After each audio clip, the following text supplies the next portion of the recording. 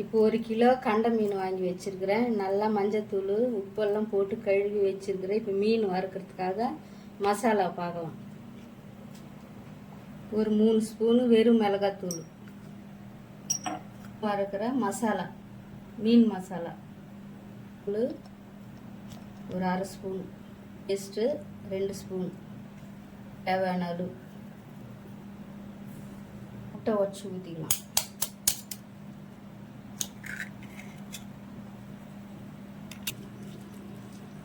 நல்லா மிக்ஸ் பண்ணிட்டோம். இப்போ மீன் போட்டு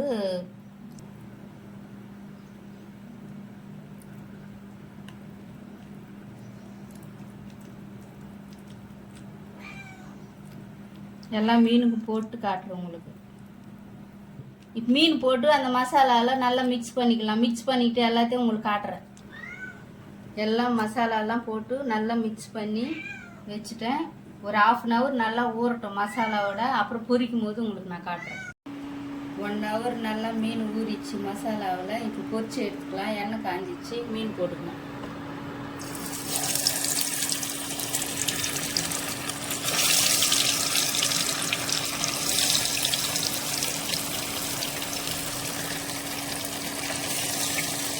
மீனெல்லாம் பொரிச்சு எடுத்துட்டோம்.